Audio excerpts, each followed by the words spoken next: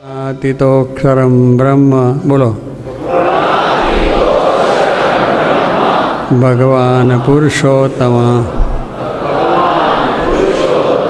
જનો જાનન ઇદમ સત્યમ મુચ્યતે ભવબંધનાદ. આ બધા સમજ્યા તમે? શ્લોક બોલ્યા આપણે. આ સંદેશો આપણને મહારાજના થકી ત્યારથી આવેલો છે પરંપરામાં. હવે એવા દારૂડિયા પીનારા હોય, વ્યસની હોય, વ્યભિચારીઓ હોય, એના મુખે તમે સાંભળો એમાં તમને સ્વાદ શું આવે? કાંઈ સ્વાદ નહીં. એ ખોટી આપણી વસ્તુ છે. એટલે આપણે આ બાબતમાં પણ આપણે એક સત્સંગી તરીકે, આપણા યુવક તરીકે, આદર્શ યુવક તરીકે આ પણ એક આપણે જવાની કોઈ જરૂર નથી. પૈસો એક પણ ખર્ચો નહીં. સત્સંગી તમે બારમાં જઈને બેસો તોય નહીં કે વેરી ગુડ. એટલે બારમાં ગયા શું વેરી ગુડ થયું? પાર્ટીમાં ગયા મૌસાર ખાતા બેઠા ને વેરી ગુડ. અરે વેરી ગુડ કહેવાતું છે, વેરી બેડ. એ વસ્તુ વેરી બેડ આપણે માટે છે. એને જોવાય પણ નહીં, એને અડાય પણ નહીં. અને એના ઝેર, યુ અન્ડરસ્ટેન્ડ? ઝેર છે એટલે શું થાય? પોઈઝન. અને પોઈઝન એટલે હાર્ડ પોઈઝન, વેરી પોઈઝન. આમ જોવાની સાથે મરી જવાય.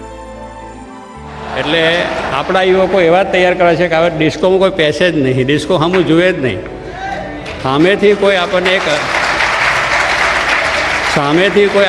1000 પાઉન્ડ આપે, 1000 નહીં પણ કોઈ લાખ પાઉન્ડ આવો ને તો ડિસ્કોમ નહીં જવાનું. એટલે જ અમે કહીએ છીએ કે તમે વર્ષમાં એક વખત નહીં પણ 2 વર્ષમાં એકાદ વખત ભારત આવો અને ધરતીનો લાભ લો. એવા પુરુષ મળ્યા પછી બીજો સંકલ્પ ઉઠવો જ ન જોઈએ. અને ઉઠે તેને દબાવવો જોઈએ કે મારાથી થાય જ નહીં. આ આપણે એટલું સમજવાનું છે કે આપણી મહત્તા એક જ રહેવી જોઈએ કે ભગવાન સ્વામિનારાયણ સત્ય સનાતન વસ્તુ છે. એમના આદેશો, એમના નિયમો એ જ સાચા છે. એનાથી જ આપણને સુખ છે, બીજા કોઈનાથી નથી. બધું જુએ છે, બધું સાંભળે છે. તમે શું કરો છો, ક્યાં બેઠા છે, કેવું તમારું કર્મ છે, બધું જ જુએ છે. આવું એક આપણા મગજ પરમાં ફિટ થવું જોઈએ.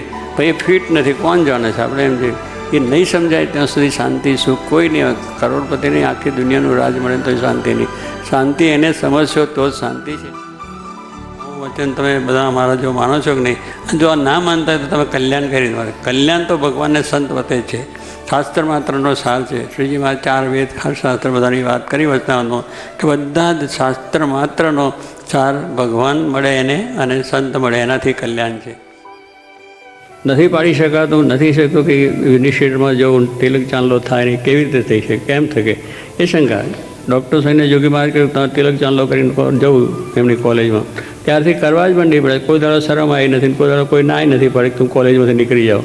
આ તો આપણને જરા થાય વિચાર થાય. મને તાવડી જેવું કપા લઈને થોડા તિલક ચાંદલો કરીને ભપકા જે થાય છે, કોણ આપણને કહેનાર છે?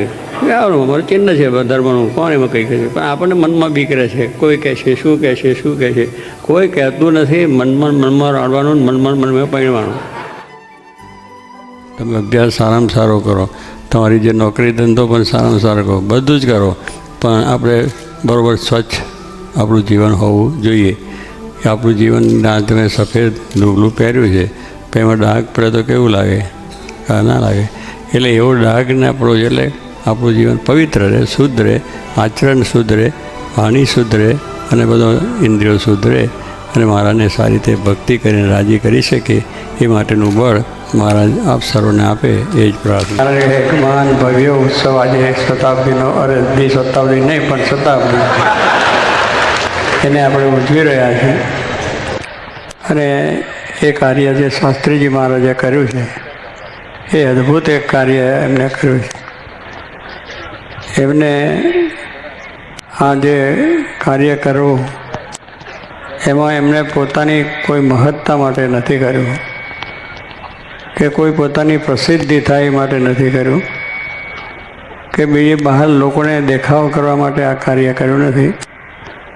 એમને કાર્ય એ કહ્યું તો ભગવાન સ્વામિનારાયણનો જે સંદેશો છે, ભગવાન સ્વામિનારાયણની જો સિદ્ધાંત છે અક્ષરને પુરુષોત્તમ, બ્રહ્મને પરબ્રહ્મનો, એ સિદ્ધાંત દરેકને મળે અને દરેક એ માર્ગે ચાલે, બ્રહ્મભાવને પામે અને અક્ષરધામની પ્રાપ્તિ કરે. આ એક શુદ્ધ સિદ્ધાંત એમના જીવનમાં દૃઢ કરી અને એમને આ કાર્યનો આરંભ કર્યો છે. ઘણાને આ બાબત લાગે કે આ ખોટું છે, અગર તો આ બરાબર નથી, પણ શાસ્ત્રી મહારાજ એવા સામાન્ય મનુષ્ય નહોતા. બહુ જ એક વિદ્વાન પણ હતા, વિદ્વતા પણ હતી, શાસ્ત્રોનું જ્ઞાન પણ હતું, અને સાથે સાથે સંપ્રદાયની અંદરના બધા ગ્રંથોમાં પણ ઊંડા ઉતરેલા હતા. મોટા મોટા સંપ્રદાયના જે આચાર્યો હતા, કોઠારીઓ હતા, સંતો હતા, એ બધાની એમને સેવા કરી અને આ વસ્તુ પોતે દૃઢ કરેલી છે.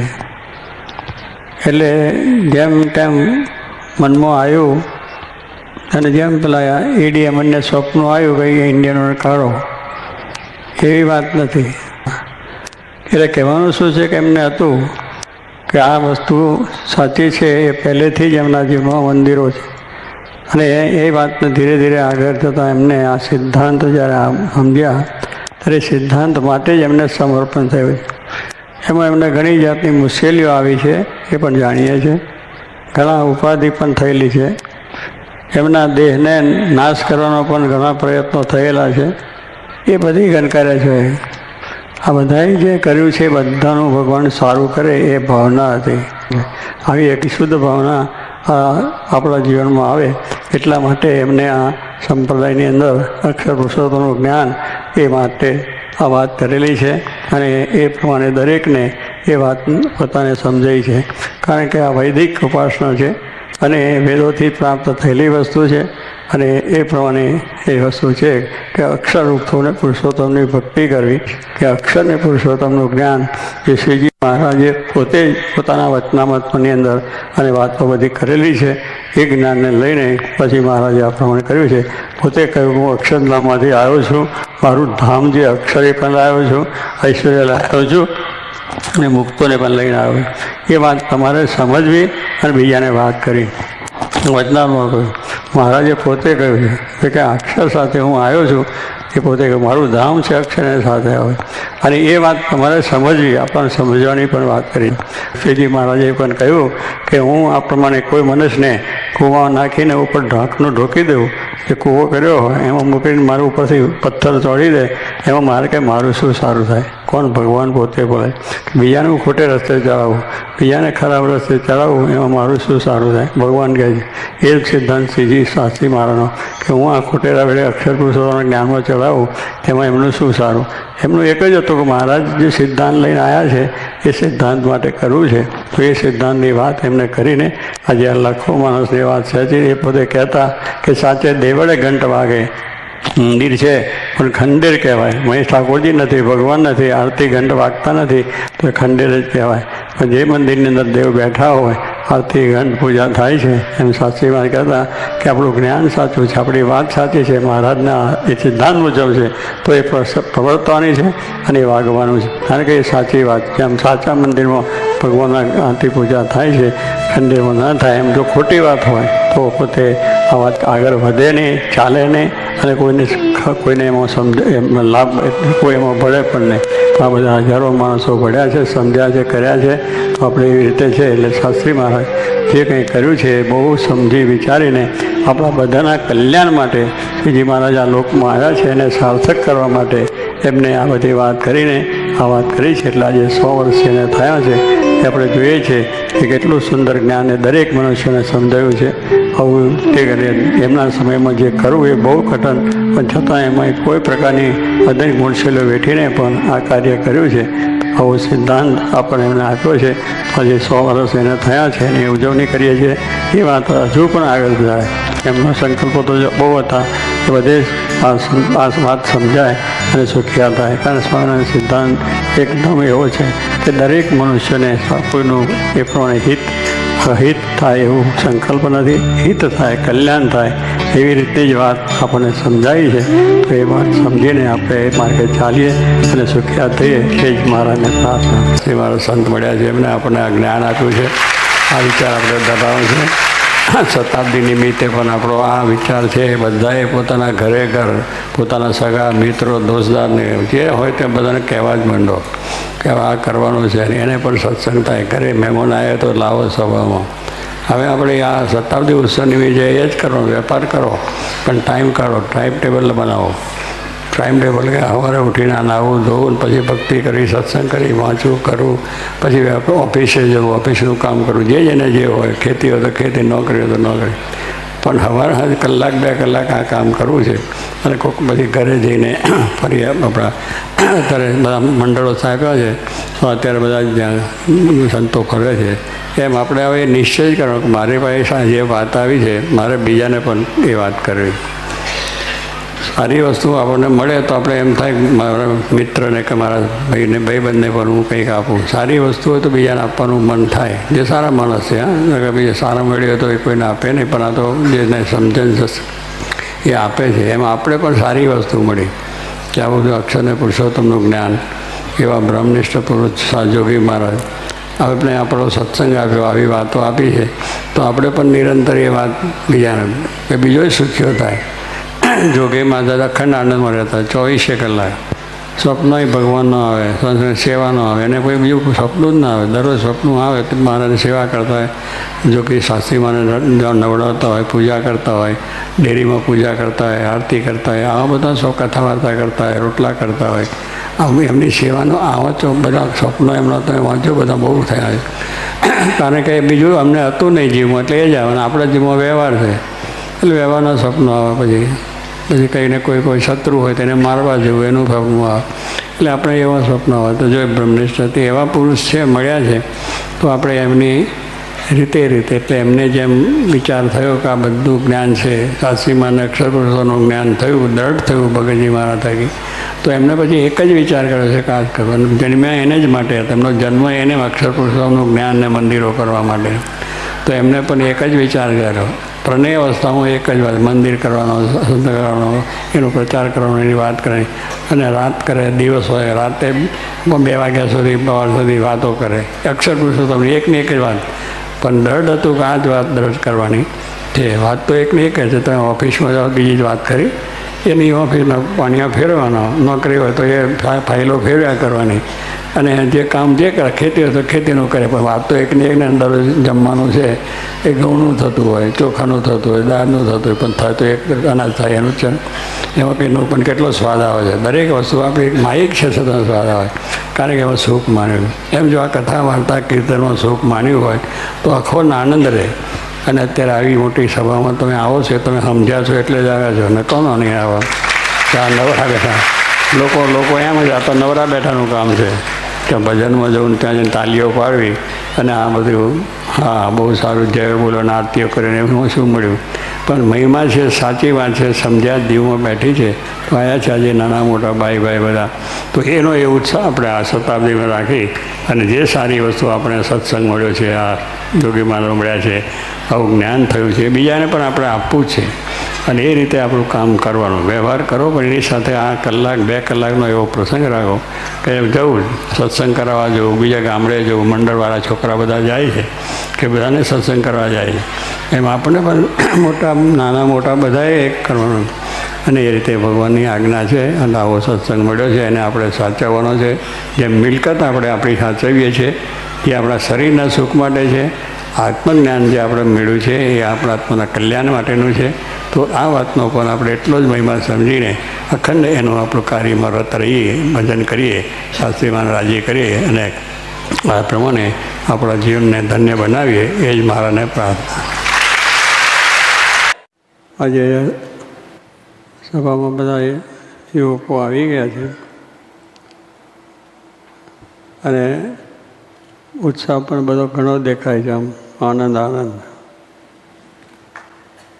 એટલે એમને આ જીવમાં સત્સંગ છે, ભગવાનમાં એ જ છે, આ રુચિ છે એટલે આનંદ રહે છે. બાકી આવી ઉંમરમાં તો અત્યારે ક્યાંય પાર્ટીઓ થતી હોય ને આનંદ માનતા હોય, એને અહીં આવું ને બેહવું ગમે નહીં. આ શું કંટાળાભર્યું વાત?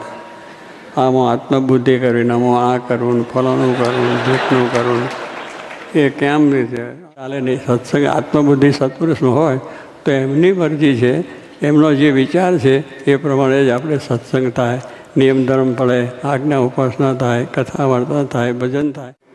ભગવાન શ્રીજી મહારાજના દર્શન છે આપણે કરવા છે, પણ એ સત્પુરુષની વિશે આત્મબુદ્ધિ થઈ ભગવાનના દર્શન થઈ જાય.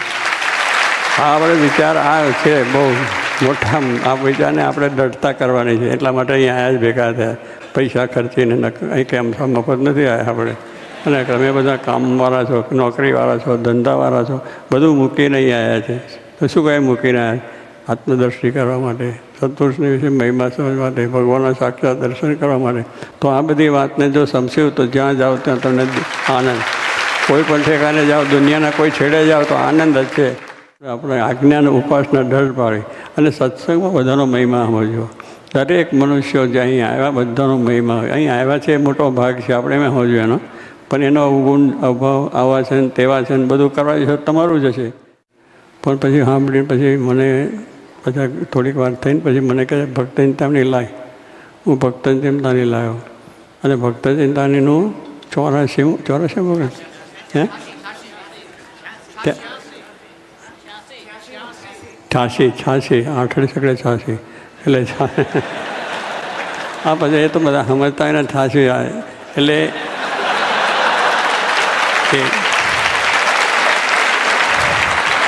આ બધું ઉપર ચાલી જાય. 86 શું 86